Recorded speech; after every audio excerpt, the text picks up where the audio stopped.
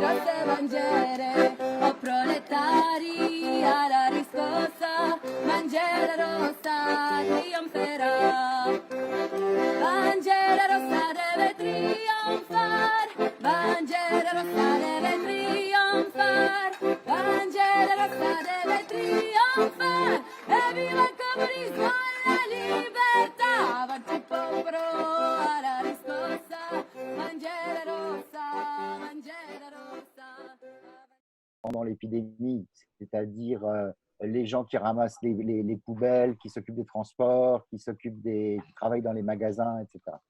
Okay, so there's a huge debate going on about the salaries and the conditions, the working conditions for people in medical profession, in healthcare, but also all the other key workers, such as people who are dealing with sanitization, people who are emptying bins, people who are dealing with transport and all the other essential services to society. Et donc, bon, maintenant, on est dans une situation, évidemment, à la sortie de ça, parce qu'en France, aujourd'hui, c'est presque terminé, hein, le coronavirus. L'épidémie est presque terminée. Mais par contre, la crise économique, elle est là. So the immediate health crisis around the coronavirus is practically finished, but all the economic consequences are still looming heavily over society. Donc là, on annonce par exemple une baisse du produit intérieur brut, enfin une récession de 11 à 14%. Et le ministre de l'Industrie annonce qu'il prévoit 800 000 chômeurs en plus dans les mois à venir. Okay, so the level of unemployment is expected to go up. The economy is expected to fall by about 14%. There's a huge overhang of all the economic consequences of the epidemic. Et donc, ce à quoi on s'attend, c'est évidemment à de grandes luttes sur la question de l'emploi, contre les licenciements, parce qu'il va y avoir des fermetures d'entreprises. Et c'est à ça qu'on essaye de préparer comment dire, le milieu qu'on peut essayer d'influencer. Okay, so there's a huge movement developing around the question of employment, unemployment, and security of employment. Et donc, par rapport à ça, nous, ce qu'on essaye de défendre comme perspective, c'est la garantie de l'emploi, l'entrée de l'État dans le capital des entreprises qui devraient être aidées, et le contrôle ouvrier, évidemment, sur ces entreprises-là. And there's pressure for the re-entry of the state into the enterprises that have been privatized, and with that, the control of the working class over production. Alors, à tout ça s'ajoute un autre problème spécifique. Alors, ce que je viens de dire, ce n'est pas spécifique à la France, ça vaut pour tous les pays qui sont touchés. Par contre, en France, on a en plus un problème qui est un problème de liberté publique, puisqu'il y a une répression de l'État qui est extrêmement violente aujourd'hui. So a lot of those things are matters that affect not just France, but all the countries that have been affected by the corona epidemic. But in France, in addition to that, there's a problem of a huge attempt by the forces of the state to repress public liberties. Donc voilà, alors ça crée donc une ébullition politique dans le pays, et puis la montée de courants politiques qu'on pourrait appeler souverainistes. En anglais, ce serait souverainiste. Je ne sais pas comment le traduire. I'm sorry, Raymond. I think there's noise here in my area, and I didn't catch that. I will try in English. I said that there is a kind of political radicalization around the idea of national sovereignty, and you have a lot of different current and initiatives who develop programs around the idea of the defense of the reconquest of the French national sovereignty. Et le problème évidemment que ça pose, d'une part, c'est la question de l'extrême droite et des liens avec l'extrême droite. And this poses the problem of the rise of the extreme right as well.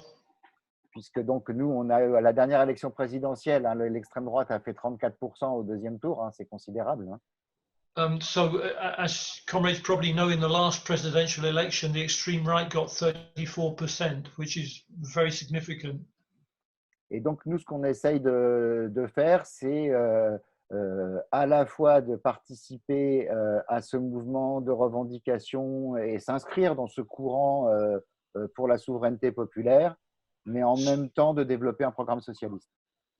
So we're attempting to be involved in this development of this movement with all its demands for social justice, and at the same time develop a socialist program. Voilà, et donc là, dans les prochains jours, nous allons publier un document qui porte sur cette question-là et qui essaye de faire le lien entre les revendications immédiates et puis une perspective socialiste. Bon. Okay, so we're hoping in the next few days to publish a document that explains the link between these immediate demands that come out of the coronavirus crisis and the importance of the development of a socialist program. Alors, ça peut paraître banal, mais en réalité, personne ne le fait aujourd'hui. Et ce qui domine sur le plan des idées, ce qui domine la gauche française, c'est plutôt des idées écologiques, keynésiennes, de réforme du système, etc. Okay, so I mean, it seems sort of fairly basic, but at the moment, amongst the range of sort of tendencies on the left in France, nobody is actually making this link and you know, expressing explicitly a socialist program coming out of this. Je ne sais pas, j'ai peut-être été trop long, mais s'il y a des questions où je passe la parole peut-être aux autres camarades français. Okay. Yeah, so I think you're saying you've finished really there, Raymond. Is that right? You don't want to speak too long because you want to give time for the other comrades. Okay, well, thanks, Raymond. Olivier, you ready? Yes, I'm ready. Do you see me? Yes. Yeah. Salut Raymond. Salut. Yes, to introduce me, I am a member of the editorial board of a electronic bulletin named Argument pour la lutte sociale, appelutsoc.org on the internet. Before 2017, we were in the same organization with Raymond, and we had some, and we have still some differences. So we go on separated ways, but we are still friends, and I like to have a beer with Raymond. No fear about that.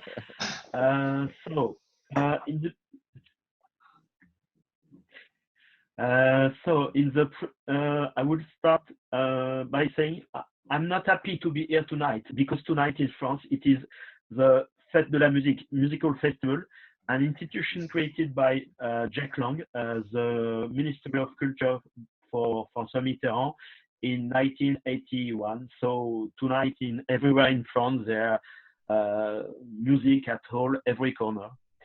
However, in Nantes and in all the department of Loire-Atlantique which surrounds this city, there will not be the festival. The prefect of police prohibited all demonstrations on the public way. Why?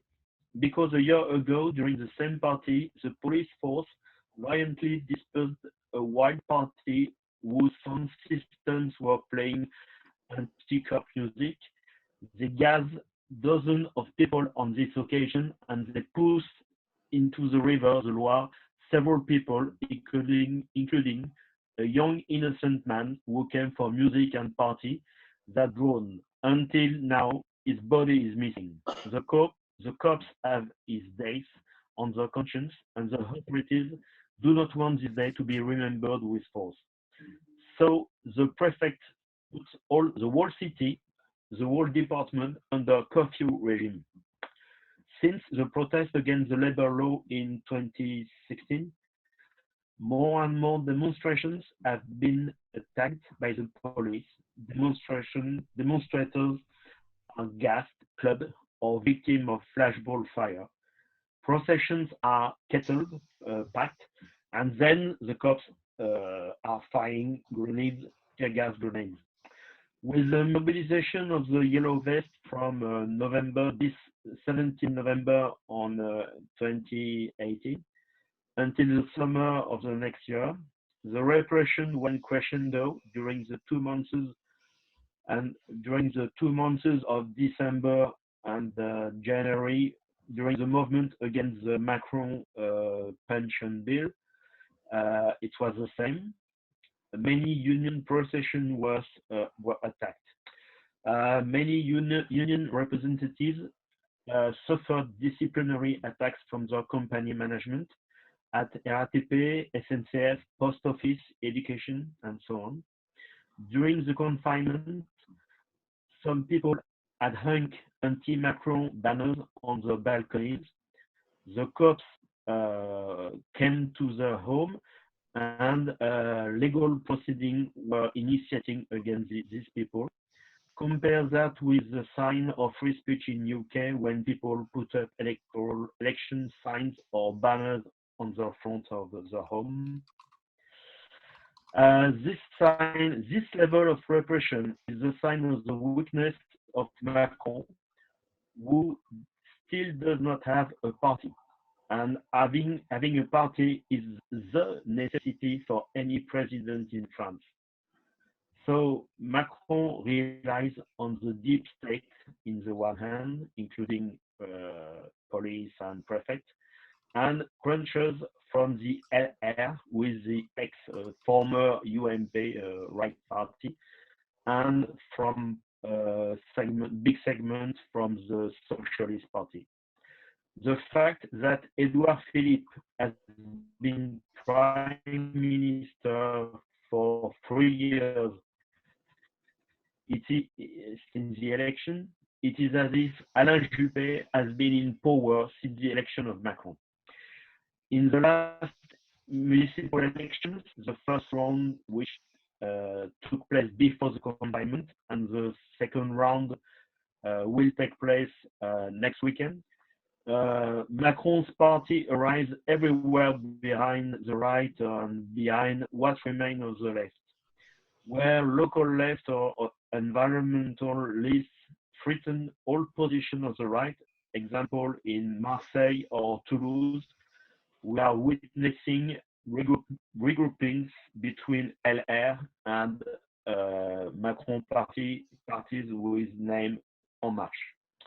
Macron was chosen by the upper fraction of French capital as you choose a cost killer to come to raid a company.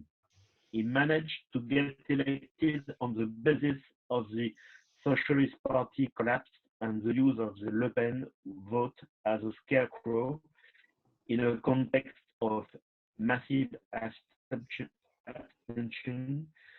in the two presidential rounds. His goal is not to be re-elected. It is to destroy as many social gains as possible by the end of his term. Apart from fiscal measures and liberalization of the labor market, Macron's main game lies in the validation of labor law, in fact anti-workers law, stemming from Hollande presidency.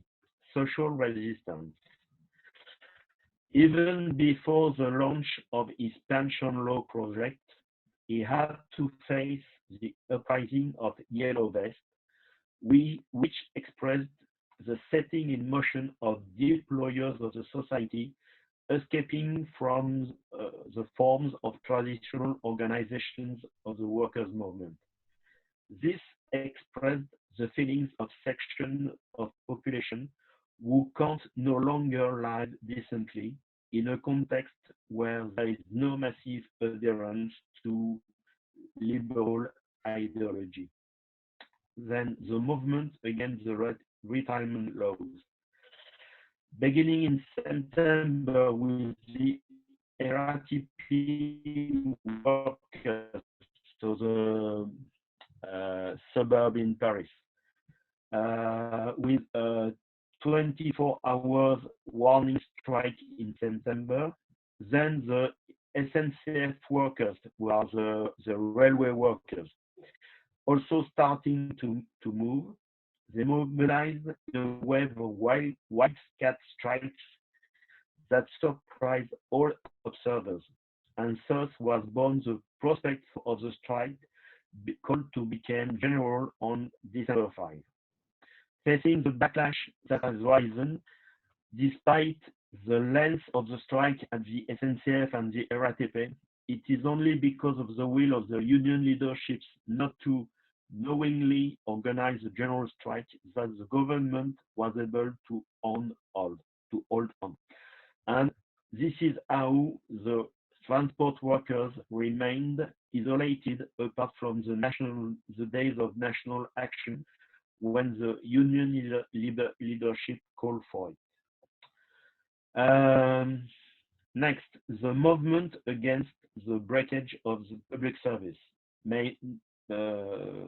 mainly health and hospital and education. Apart from labor code, the right of unemployed, the right of pensioners, Macron's action is aimed at public services. Two key areas focus attention: education and health. In health, it is the continuation of cuts of beds, services, posts, the restructuring of hospital cards. In education, it is neither more nor less than breaking the teaching staff, even if it means dropping dozens of thousands of whole teachers to arrive at having no more collective resistance from a professional group attached to notions of public service and equal access for all to culture and qualification. The rising wave of layoff and business closing. This wave will hit Macron's plan to reduce the unemployment benefit rates. Hundreds of thousands of people with their families will be placed in immediate survival conditions: food, housing, health. We can expect a stronger shock than when the Yellow Vest crisis started. I didn't have time to develop a very long place about the political perspective, but in a summary, I will say neither the traditional parties of the working class, as the Socialist Party and the Communist Party, are the solution, nor the France Insoumise of Mélenchon.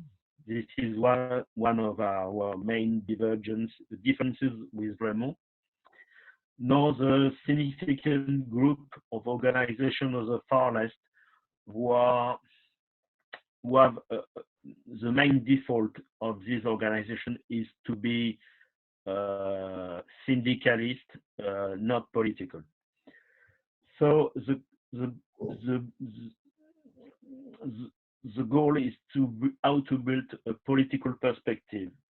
First, we think that there's a place for the battle for union independence from social partnership. Then the battle for the centralization of all social movement against Macron and his government, and the fight for building a democratic and therefore revolutionary representation of labor. Conclusion: the confinement period made it possible to freeze the social crisis and put society under cover. The government was able to take interventionist and authoritarian initiatives like bans on demonstration meetings, closing the access to unions office. Faced with the carelessness of the government, which had not wanted to anticipate such an epidemic danger, the heroism and professional consensus of health workers underline the antisocial and even inhuman nature of that power, discrediting it a little more. Likewise, all essential workers have shown who has a useful role for society and who are the parasite in society. Now, the economic crisis revealed or initiated by the COVID health crisis will provoke a very strong social upheaval with the prospect of almost 7,000 jobs destroyed by the end of the year. The government is going to refuse to honor the promises to raise wages of hospital workers, and it will be the same in all sectors. The social crisis will start again. Let us do everything so that it centralizes against the power to put it out of order. Thanks for your attention. All right, thank you, Olivier.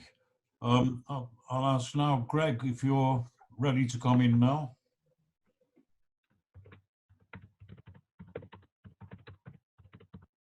Well, can you hear me? Yes.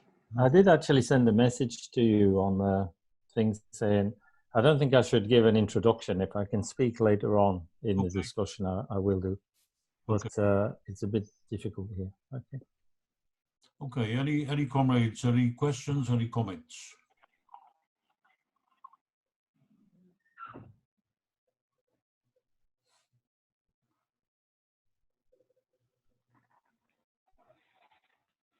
I think I'm not making a contribution, but just something for comrades to think about.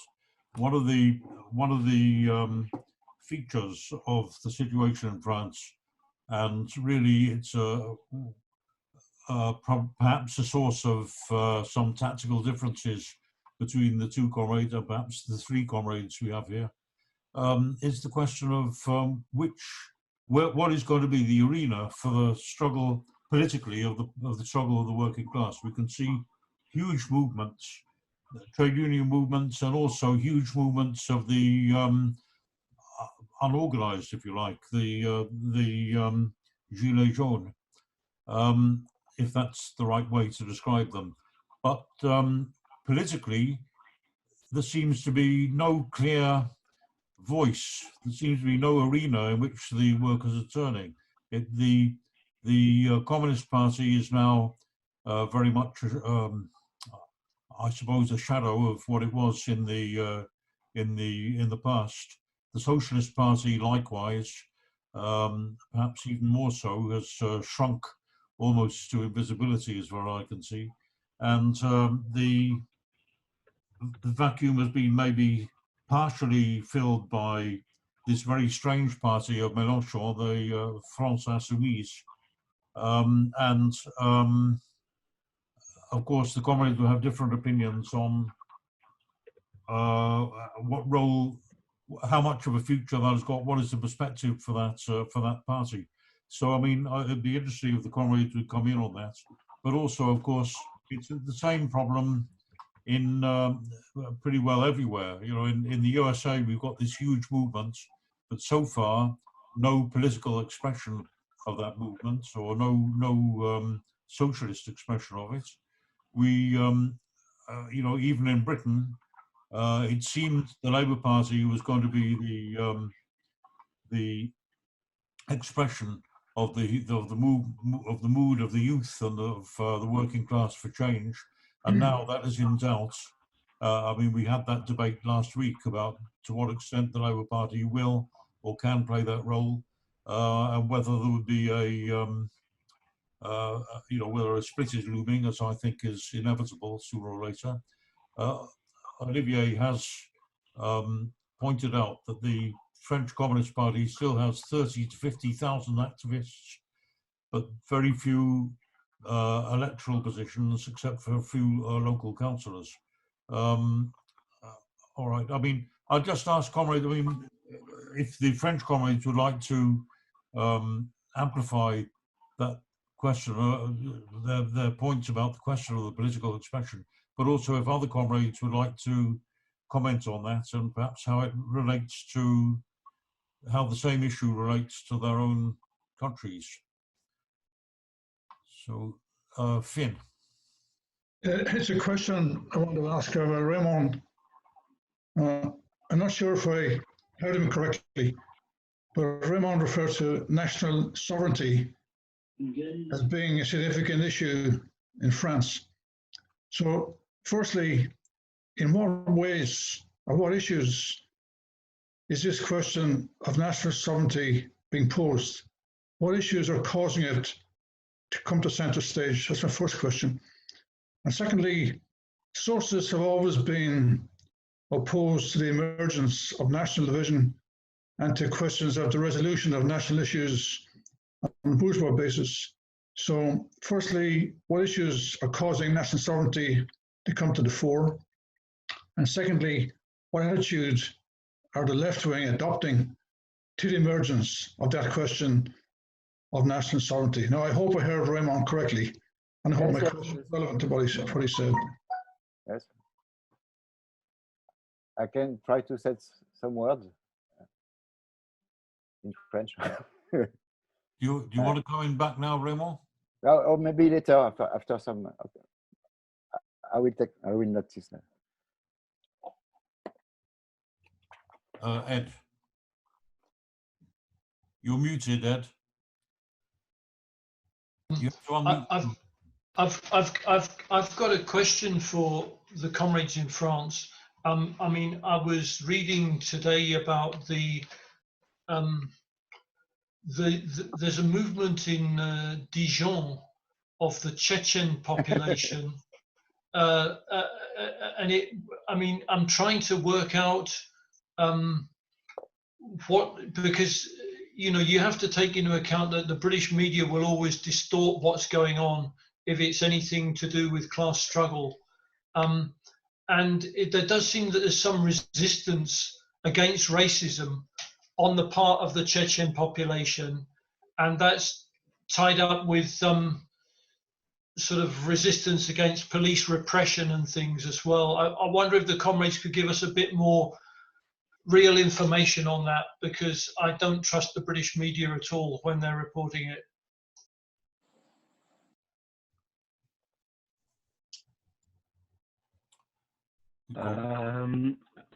If I can,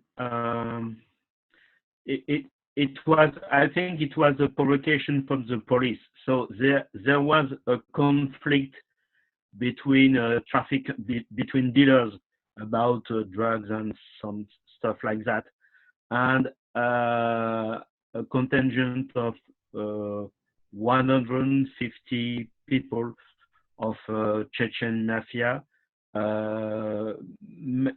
made a raid on places habited by Arab workers, North African workers, and this lasts during 3 days.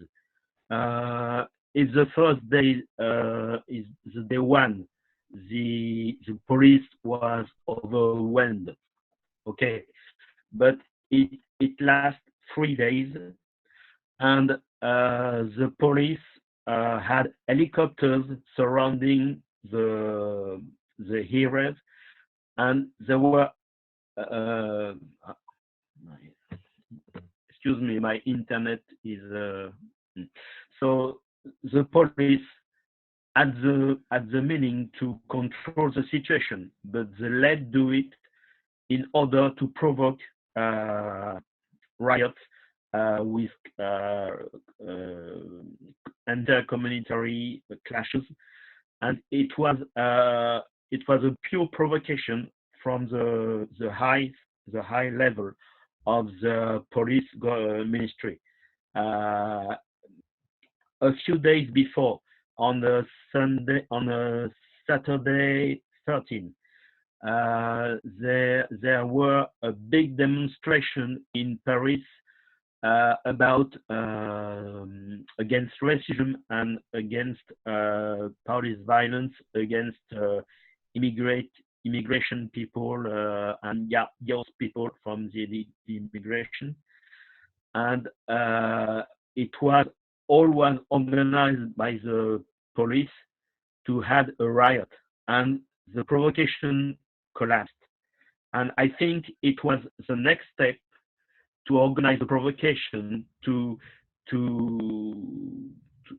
and have a look at the last paper we issued this afternoon on our website. We are developing the matters about the place of repression and of provocation from the power. Okay, thank you. Je veux peut-être dire quelques mots sur les premiers points. Je suis plus ou moins d'accord avec ce que vient de dire la description qu'a faite Olivier, mais je ne pense pas que ça fasse beaucoup de débat entre nous. So Raymond is going to say a few words about the yellow vest, I think. Yeah. Yes. Sur la question de la souveraineté. On the question of sovereignty. Le problème, c'est que dans le cadre de l'Union européenne, in the framework of the European Union, toutes les revendications se heurtent à la question de la souveraineté. Any demand comes back to the question of sovereignty. Parce que le gouvernement est soumis, on est soumis aux directives de l'Union européenne, on est soumis aussi à la politique de l'euro et de la Banque centrale européenne. So because the government is always it's got to concede to the European Central Bank and the EU, the policies of the EU. Donc je vais pas développer plus longtemps, mais c'est une question qui c'est pour répondre un petit peu à Finn, ça se pose. La Grande-Bretagne, le cas est un petit peu différent puisque la Grande-Bretagne a gardé sa monnaie tout le temps. So the UK is a bit different because the UK controls its own money, but it's different in France. Et donc, en fait, on ne peut pas mener de politique progressiste si on ne… je veux dire, le minimum, c'est de rediscuter les relations avec l'Europe. C'est le minimum. Je le dis gentiment. Okay, so it's impossible to pursue a sort of independent policy for redistribution of wealth if you're tied to the currency. Donc, et ça, tout le monde est conscient de ce, enfin, tout le monde, beaucoup de gens sont conscients de ce problème-là. And many people are aware of that fact. Après, sur la question du débouché politique, aujourd'hui, il n'y a pas de débouché de représentation politique du mouvement. At the moment, there's no sort of open expression, open political expression of the movement that's going on. Parce que le Parti communiste il est fini. The Communist Party is finished. Le Parti socialiste, il est très bas, il est à 6%. The Socialist Party has fallen to a very low point. It got 6%. Et la France insoumise, elle est en crise. And France insoumise is in crisis. Parce qu'elle avait deux choix qui étaient soit une ligne, ce qu'elle avait développé à l'élection présidentielle, une ligne qu'on a appelée une ligne populiste d'opposition à l'oligarchie. Ça, c'est la première. Because on the one hand, it's got the option of developing a sort of populist line to develop opposition to the oligarchy. Et l'autre option, c'est l'union de la gauche. And the other option is left unity. Et aujourd'hui, ils hésitent beaucoup. Ils ont fait des concessions à la problématique de l'union de la gauche. And at the moment, they're making concessions to all the problems that they are in developing left unity. Et donc, ils se sont retrouvés à 6% à l'élection aux européennes. And they're finding themselves back at around about 6% in elections. Alors, là, je l'ai présenté sous une forme dans des termes de parti politique, mais si on traduit ça en termes de classe sociale, ils hésitent entre s'adresser aux masses du peuple, c'est-à-dire principalement à la classe ouvrière, et puis s'adresser à la petite bourgeoisie urbaine des centres-villes. So, if you relate that to social class, vraiment, I will try in English. They hesitate between two strategies. The first one is to orient toward the mass of the French people. That's mainly the working class and so on. And the other strategy is to orientate toward the pretty bourgeoisie of the big cities. You know, the middle class of the big cities. It's like in Britain, with the debate on the strategy of the Labour Party, who lose the working class areas to win the center of the big city. Cities. It's the same issue, and at this stage, they not the truth is not clear, okay. and most of the people who defend the let's say the populist strategy left the France Insoumise or have been banned expelled from the France Insoumise, even in the top leadership. Right. I'm sorry. And so you have also other expressions, but through newspaper, through clubs, through think tank, around the idea of defend the welfare state, defend the French sovereignty, and so on. And sometimes with the idea of alliance between left and right to defend the society. So it exists also. So it's very confused at this stage. But so we try to defend some ideas, but I don't know what we will do during the two coming years in terms of political strategy. Okay, Conrad, there's 4 people indicated they want to speak. There's Paniotis and Thermos from Cyprus, John from USA, and Greg. It might be an idea if Greg came in first. Is that okay with comrades? Okay, Greg first. Okay, can you hear me? Yep. The question Roger asked about what would be the arena of, the political expression or an organizational expression for a mass movement of the French workers. I think the situation is very different to what existed in the past. If you think back to the time, for instance, of the 1968 revolution, it was clear that the Communist Party and the CGT, although they weren't the only organizations around, were overwhelmingly the organizational backbone of the labor movement at the time. It was quite clear that the policy of the PCF and the CGT would have a decisive influence on the outcome of events, and as it happens, a very negative influence on the outcome of events, because they were basically the framework of the French working class movements. But now the situation is very different, partly because of the political mistakes and this kind of, the bankruptcy of reformism of the Communist Party and of the CGT. That's part of the problem. The other part of the problem is, of course, mass unemployment, casual labor contracts, the breaking up of the great industrial centers, which were the sort of main pillars of trade union organization in the past. You know, the heavy industries like steel and coal and so on have disappeared almost completely in the case of coal.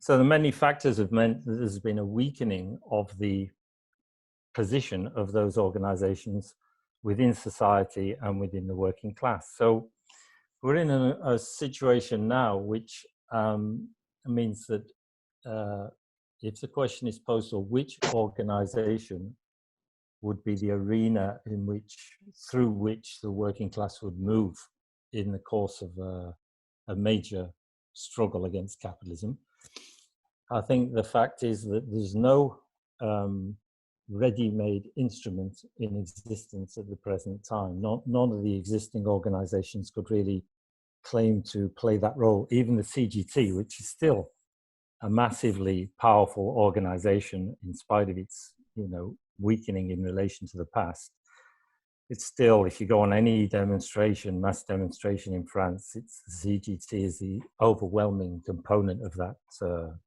of those demonstrations. And in the recent strikes, it's been clear again that the CGT is, again, the most powerful organization around.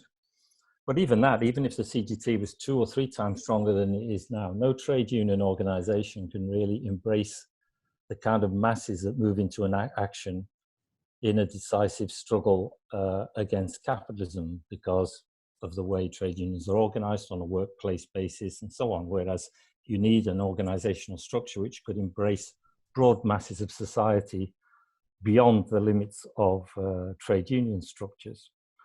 So what I think will happen is that, of course, the workers will create an instrument of struggle, an organizational framework, through, I don't know exactly how, but, some form of general assemblies, workers' committees or strike committees or whatever, linking up the different sections of society involved in the struggle.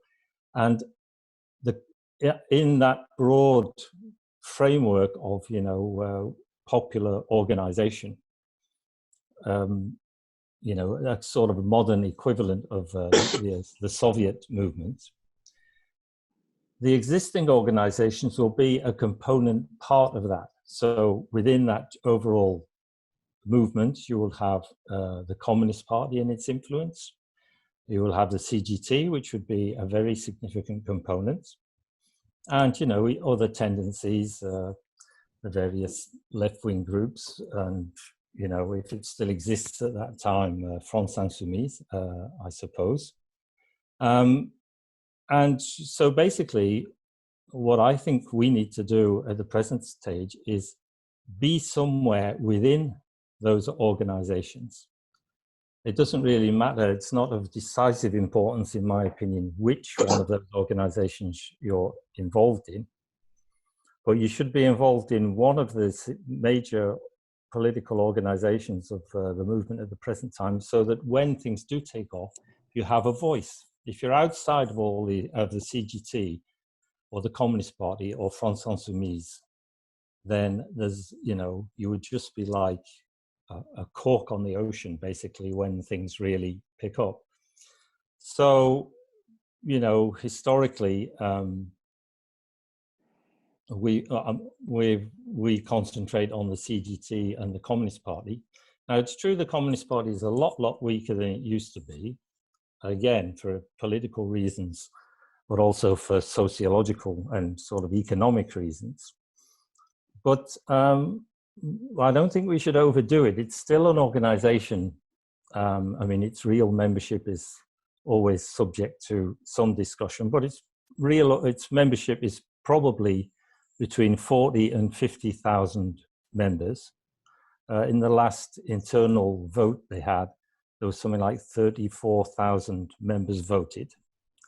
So it's still overwhelmingly the biggest political organization in French society. In fact, it's the most numerous political party in French society, of any party, and certainly on the left, by far the biggest, and still has, although the links have been somewhat distended, very important links within the CGT. And most of the departmental leadership bodies of the CGT are still very largely composed of people who are either members of the Communist Party or close to the Communist Party, or sort of identify with the Communist Party in some way.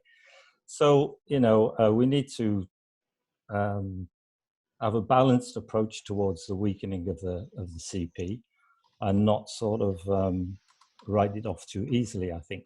So that is what I would say. The arena will be created, and the existing organizations, none of which could really pretend to play a sort of overall leading role, will be component elements within that broad movement. And then, of course, it'll be a struggle for whose program, whose leadership wins out in the course of the struggle. Just one other point I wanted to deal with, this question of, oh, by the way, France Insoumise is a curious organization, but politically, really speaking, if you kind of leave out the details and the kind of peculiar idiosyncrasies of Mélenchon and his leading group, basically what France Insoumise is, it's a continuation of the old Socialist Party. I'm talking in political terms, in terms of its program, before it moved to the left. That is to say, you could, you know, it's just like picking up the thread of Mitterrandism up until, let's say, 1982, when the policy of the socialist government at that time turned around and adopted an austerity policy. If he had to make a difference between the two, actually Mélenchon's program is to the right of Mitterrand's program in 1981, in terms of nationalization. In many respects, it's a more moderate program if you strip away all the kind of florid language and kind of, I mean, he's a very effective speaker, Mélenchon, but if you strip it down, his program to what it actually says, it's no more left-wing and I think stands to the right to Mitterrand's program at the time he was elected in 1981. So it's a sort of picking up of that historical thread of left social democracy. That's what France Insoumise is. One of the other differences, it's a far more undemocratic structure than the Socialist Party ever was, because there are no real formal internal mechanisms through which the rank and file can impose their point of view on, or determine the composition of the leading bodies of France Insoumise. So that was like just a passing comment really on France Insoumise, but on this question of national sovereignty, this is not a progressive demand. The popularity of national sovereignty, which is very popular, of course, on the extreme right, but not only on the extreme right, the reason why figures like Mélenchon and figures like the leaders of the Communist Party also, there's a kind of a nationalistic, sovereignist thread to their propaganda, is because it's partly because of a general reaction in society to, how can I put this, to capitalist internationalism, or what people call globalization. In other words, you've got here she's woken up now. Come and sit on my lap. Ça va, baby? You've got globalization, where you've had, mass unemployment in the advanced countries, the European Union, which held out a lot of promise to people. There would be growth, there would be stability, there would be social progress, economic progress. None of that has materialized, quite the opposite. Mass unemployment, a huge tendency to the precarity, casualization of labor contracts and so on. A lot of uncertainty, a feeling of everybody being brought down. and going a rung lower down on the ladder all the time. And a lot of workers will say, well,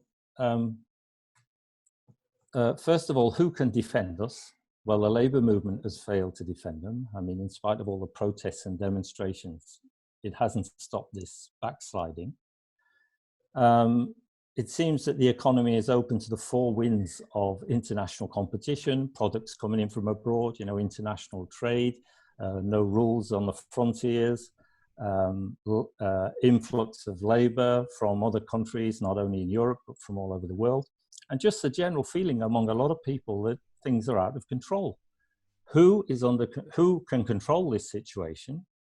And there's this feeling that we need to get things back to sort of smaller units, like give the state and the government and the law more control over our lives in our own country. And this is not just about France. I mean, Brexit is basically that. It's a nationalistic reflex to let's say the influence of the internationalization of the economy and of society. And the idea that if we were just on our own, then surely we would be better off. So it's nationalism, actually, this demand for national sovereignty. And the idea that you couldn't apply a left-wing policy as long as the European Union is there is absolute nonsense. I mean, even before the European Union, there was international capitalism. We always know that we couldn't have socialism in a single country.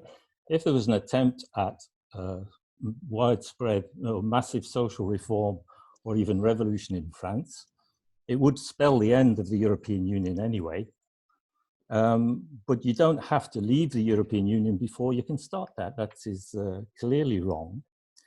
And I'm not in favor of the European Union, but I'm not in favor of a sort of capitalist separation from the European Union, because I just don't think it's a solution. It will happen in the course of the movement. But the idea that if the European Union no longer existed, or if France left the European Union, that anyone would be better off is nonsense. And the British will, if they haven't already realized it, will soon realize that it won't do any good to the labour movement. And in no way does it improve the position of the British working class. So,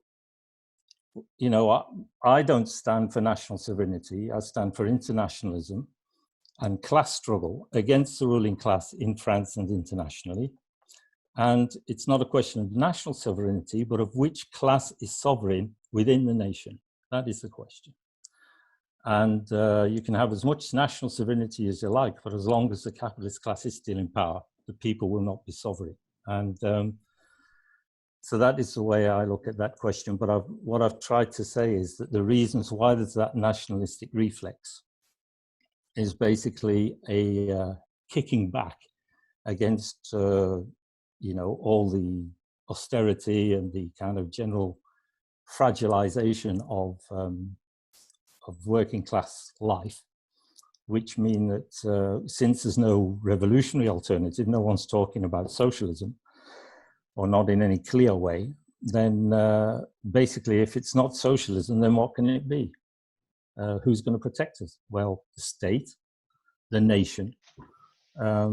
Basically, if you look in history, or modern history anyway, there's only two forms of social consciousness really that are worth talking about. That's class consciousness and national consciousness. And if there's no class consciousness, if there's no class struggle, if there's no issue, outcome to the class struggle, then people fall back on ideas of national identity, national pride, and so on and so forth. And, it's a struggle for jobs, it's a struggle for housing, it's a struggle for social security, it's a struggle for hospital beds, for places in schools.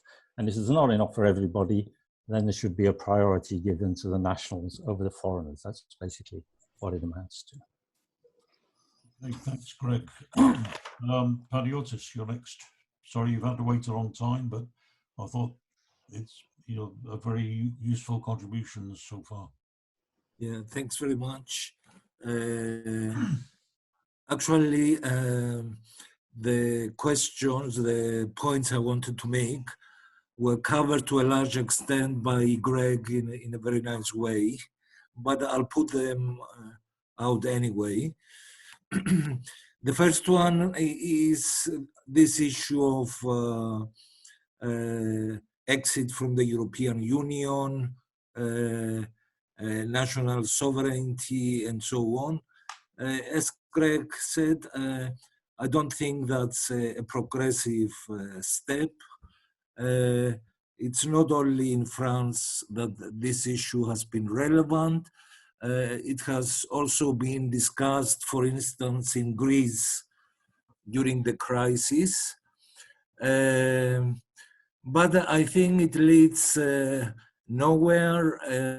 Not only does it have these affinities with the extreme right, but as Greg rightly said, it's the class issue which is the most important.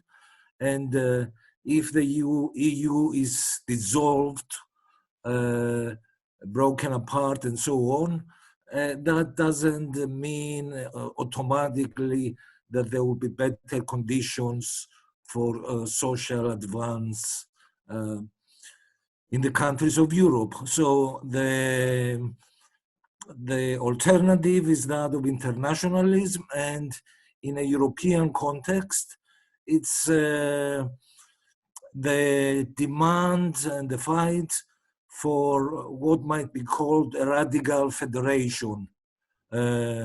So we have to fight together with the rest of the countries in Europe, not apart from them. So that's the one issue. The other is the question of political strategy. Again, this was covered by Greg to a large extent. My question is what view the comrades in France have of a political strategy. I mean, is the capture of political power one of the objectives in the long run? And if that is the case, then the various struggles, the various organizations, I think they should have a vision of coming together at some stage with a radical program. And so they should be working towards, firstly, political unity, secondly, the struggle for political power, and thirdly, working along with the localized and the various struggles taking place of an overall alternative economic strategy, let's say, something which perhaps Roger is very well aware was a very important issue in Britain during the 1970s and early 80s, with Tony Benn being on the ascendancy and the Labour left being fairly strong at that stage. So the issue of political strategy should be seen at various levels, class struggle at the local level, political unity, and the radical economic and social program. Thanks very much. Thank you, Panagiotis. Thamos? Well, I don't know much about France except for the fact that we are watching there what we are watching in many countries in the world, an extreme instability with a government that is not sure of what they are, how strong they stand on their feet. And there is a movement that is going on for a long, long time now. Well, most of my questions are not needed after Greg's intervention, and I'm not going to deal with what satisfied me from there. And although I have some sort of doubts about some of the things that Greg said. It's not, they are not, these doubts are not important. The issues are there, and it's clear to me now. It's more clear to me now than it was before Greg's intervention. One thing, though, I would like to put down as a question. There is a strong movement going on, a spontaneous movement coming up. Gilets jaunes, the strikes, the struggle against Macron's laws and policies. And in all this time, I'm sure that there must have been some embryonic structures being built in this mobilization. Do we have a picture of what's going on there and how these structures are developing? Because it's probably there that will be the key to what is going to happen next. And are we in touch with these movements, and are there the political organizations involved in this, or are they just unable to tune in with this movement?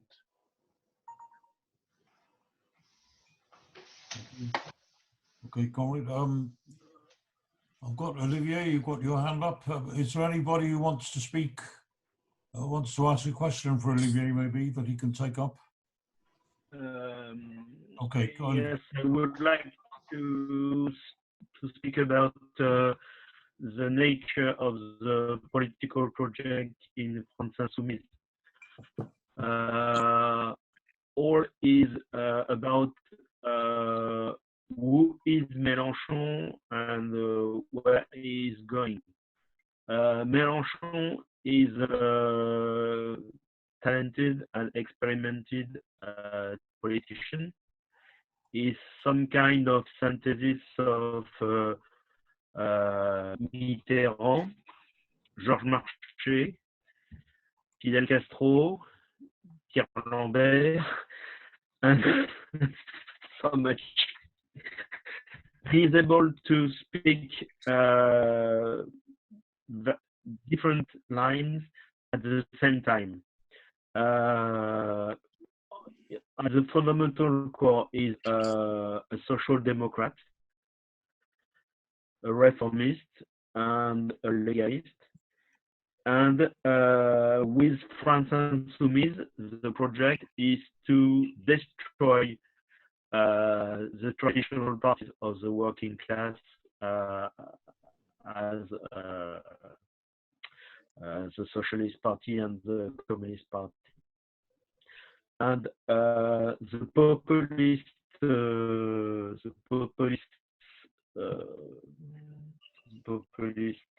nature of this project is not democratic. Is to forbidden to workers to have a party, to have organizations, and the way of functionment of the France Insoumise is all power to the center, no power to the local, to the bases. And that's a big problem, because you can't have any democratic functionment, any democratic decision in such a cadre. So we see France Insoumise as a very, very negative, very dreadful political project. Thanks. Thank you. David, do you want to speak now? Well, yeah, some questions you'll see I've raised. First of all, could I apologize for my lack of linguistic ability? When we think of the debates which took place, you know, in the Third International, even maybe in the Fourth International, we were a little you know, the participants were a little more fluent in French and maybe in German too. So apologize for, you know, not being able to follow all the discussion quite as I wanted, despite, I mean, some very good attempts from our translators.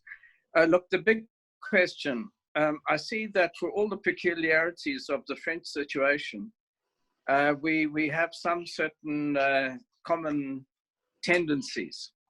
First of all, you know, we see the mobilization out in the streets not being reflected in the political formations. In fact, a real stultification, almost a paralysis in the politics of the superstructure. While there is immense turbulence, you know, from below. I've raised some question about whether we're seeing a variety of movements at the moment, which are converging at times and diverging at others. I mean, we've been following very closely the LFS in the past, and now we see, you know, it's not been mentioned, unless I've missed it, but the Black Lives Matter, you know, mobilization in a number of cities in France, you know, has been quite dramatic. And that, I would imagine, cuts across this idea. Sorry, the second point, which I was going to make or emphasize, was this re-interest in the national state, and the way in which, you know, the right and left are going back to the old dirigist. I'm not quite sure how you pronounce it, but anyway, the emphasis on the state as the solution to a problem, rather than regional or international views or international views. And that is a common factor, which you know, we've got Brexit as well. We've got these different, the rise of the national state once, you know, seemed to be entirely eclipsed by globalization is becoming rampant. I wouldn't say rampant, maybe too strong, but it's certainly having a revival. And anti-globalization has got its reactionary side as well as you know, some other truths.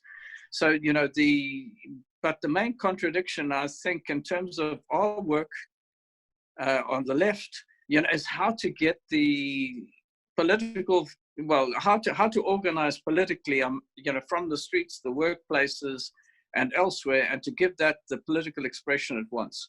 It seems the left is incapable of uniting to be able to give a formal expression of that. I mean, among ourselves and among others who are, you know, sort of say permanent strugglers.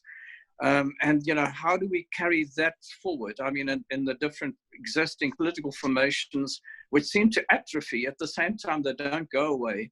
And although we might expect to see a development as in Spain and in Greece and elsewhere of new political formations, actually, it doesn't seem to be taking place. Anyway, I've made some points and I'd be interested to hear some response. Sono I confini, rosse bandiere, o proletari alla